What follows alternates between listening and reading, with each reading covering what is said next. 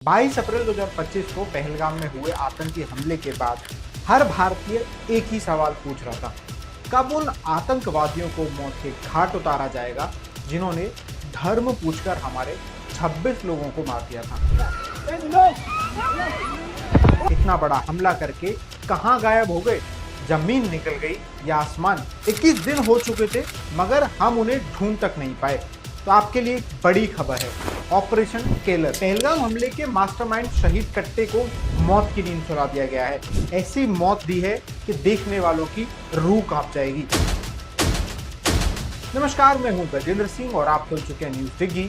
आज हम बात कर रहे हैं भारतीय सेना के हालिया ऑपरेशन केलर की। इसने जम्मू कश्मीर के शोपियां में आतंकवाद के खिलाफ एक और सटीक प्रहार किया है। लेकिन हमारा सवाल यह है कि क्या यह कार्रवाई पहलगाम हमले के पीड़ितों को पूरी तरह न्याय दिला पाएगी और बाकी आतंकवादी कब तक ढेर होंगे? आइए इस ऑपरेशन को थोड़ा विस्तार से समझते हैं। भारतीय सेना ने शोपियां जिले के सोयकल केलर इलाके में ऑपरेशन केलर शुरू किया। राष्ट्रीय राइफल्स को मिली खुफिया जानकारी के आधार पर शुरू हुए इस अभियान में लश्कर-ए-तैयबा के 3 आतंकवादियों को मार गिराया गया।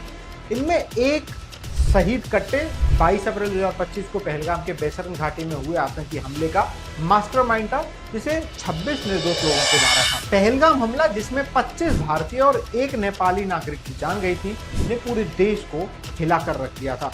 आतंकवादियों ने चुन चुन कर पर्यटकों को निशाना बनाया था और इस हमले ने कश्मीर में सामान्य हो रही स्थिति को बिगाड़ने की पूरी कोशिश की, जो बिगड़ भी गई थी। ऑपरेशन केलर के दौरान सेना ने घने जंगल वाले इलाकों में तलाशी अभियान शुरू किया।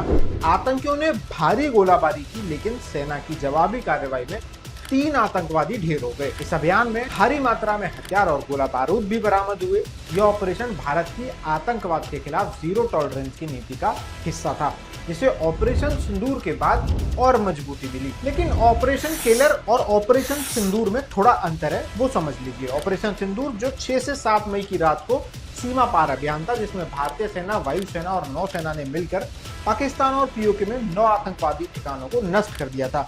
दावा है कि 100 से ज्यादा आतंकवादी इसमें मारे गए थे, जिसमें जैश-ए-मोहम्मद और लश्कर-ए-तैयबा के शीर्ष कमांडर शामिल थे। दूसरी ओर ऑपरेशन केलर जम्मू कश्मीर के भीतर एक स्थानीय कार्रवाई थी, जो घाटी में आतंकवादी नेटवर्क को खत्म करने पर केंद्रित थी। ऑपरेशन केलर में शाहिद कट्टे का खात्मा एक बड़ी सफलता है, लेकिन पहलगाम हमले में शामिल 3 अन्य आतंकवादी आदिल हुसैन, ठोकर, अली भाई और हाशिम मूसा अभी भी फरार हैं। भारतीय खुफिया एजेंसियों ने इनके पोस्टर जारी किए हैं और जानकारी देने वालों को 20 लाख रुपए का इनाम की घोषणा की है। लेकिन सवाल यह है कि क्या सरकार इन बाकी आतंकवादियों को ढूंढ पाएगी, और ढूंढ पाएगी तो कब तक ढूंढेगी? कई विशेषज्ञों से बात की तो विशेषज्ञों का कहना है कि ऑपरेशन केलर और सिंदूर ने भारत की आतंकवाद के खिलाफ मजबूत इच्छा शक्ति दिखाई है। लेकिन जब तक पहलगाम हमले के सभी दोषी मारे नहीं जाते, पीड़ित परिवारों को पूरा न्याय नहीं मिलेगा, सरकार को और तेजी से कार्रवाई करनी होगी, खासकर उन आतंकवादियों के खिलाफ जो घाटी में छिपे हैं। अब सरकार से सवाल पूछ रहे हैं, पहलगाम हमले के बाकी आतंकी कब तक पकड़े जाएंगे? क्या सरकार के पास इनके खिलाफ कोई ठोस योजना है?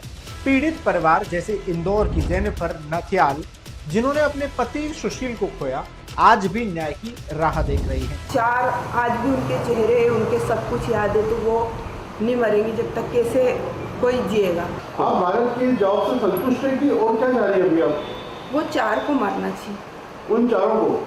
जी, उन चारों को जिनकी और जो उनको सिखा रहा है उनको मारना चाहिए। ऐसा बना रहा है इंसान को। आप एक सांप के पास आएंगे, सांप के पास से आप थोड़ा हट जाएंगे, सांप चला जाएगा।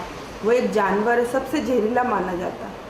तो ये बच्चों को कैसे सिखा रहे हैं, उनको इतना जानवर से भी जहरीला कैसे बना रहे? जो बना रहा उनको मारना। सारे लोग जिन्होंने अपने पति, पिता या पुत्र को खोया, वो सब भी न्याय का इंतजार कर रहे हैं। क्या सरकार उनके आंसुओं का जवाब देगी? ऑपरेशन केलर ने आतंकवाद के खिलाफ भारत की मजबूत लड़ाई को फिर से साबित किया है, लेकिन जब तक सभी दोषी सजा के दायरे में नहीं आते, यह लड़ाई अधूरी सी लगेगी।